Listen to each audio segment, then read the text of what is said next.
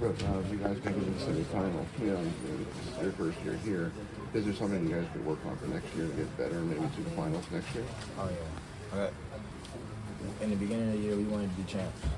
We're not happy about going to the semifinals. So obviously next year we're gonna try to be champs again. That's all it is. And real quick, just talk about your play tonight. 24 points. It's pretty good for a semifinal game. Not bad. 24, right? Is there anything you got to work on in the off season? Winning. That's all it is. Winning. Bub, can you just talk about, the guy to your left here? The last time you guys played North Carolina, he was making a second start, and he even kind of admitted he was a little nervous.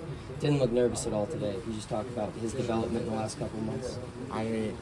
Jalen, I feel like me and Jalen are one of the best backcourts in the country, honestly. And that's just from playing with that guy, living with that guy, seeing how he works. He's an amazing player, and I feel like he definitely showed the world, he showed the bracketologists or whatever it is that we belong on the big stage. And like I said, that guy is just an amazing player. You seem to really like the big stage. What is it about the bright lights that kind of brings out the best in your game? I don't know. I can say it was my day, I guess. I go into every game with the same mindset, just to win. How can I help my team win? And if one day I need to play defense or rebound, then I'm going to play defense rebound. If one day I need to score, then I'm going to score. I'm going into every game trying to win. That's all it is. After you guys played so well together as a backcourt tandem this year, are you looking forward to your sophomore year with Jalen? Oh, heavily. We coming back stronger, better. I feel like we could definitely make some real noise next year for sure. When you see a guy like R.J. Davis, is that something like you guys kind of hope to be like a great college player guard that plays for so long? Like you and Jalen kind of have that same career path almost. Just look at the pieces we have. I'd be lying if I said I didn't want, the attention and the name, I guess, that comes with R.J. Davis. But we're trying to be ourselves. We're trying to be the best. We're trying to be our best selves. He's a great player, amazing player for sure. But I'm not trying to be him. I'm trying to be the best Bub. So whatever that takes for me to be the best self, that's what I'm gonna take strides on doing. You weren't really here for him to say it, but Blake kind of put this one on himself today. Obviously, I know you would disagree with that analysis. What can you just say about Blake and what he's meant to your team this year? Blake, that's an amazing brother, I feel like. Blake is an amazing teammate, amazing guy, always upbeat, always energetic. And I knew he was going to put this game on himself, and it's not his fault at all. We lost as a team. We turned the ball over. We didn't rebound. We didn't do the little things to win, and that's what's going to happen. You're going to fall short when you make the most mistakes. That tends to happen. What were they doing defensively that made it so hard to get him the ball? It felt like there were multiple possessions, especially in the first half, where you guys were even kind of drawing some stuff up for him, but you just couldn't get it in his hands.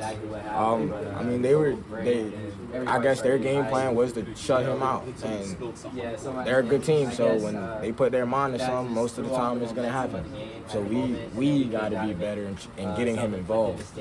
We can't let a team dictate how the game's going to go, and that's kind of what we did in the first half. I feel like we let them dictate how we score, and we just got to get better on that. Is it frustrating because knowing you guys are a good team and there's computers saying you aren't? Yeah, that's frustrating, and I'm the last guy to know anything about that bracket stuff. You could ask them.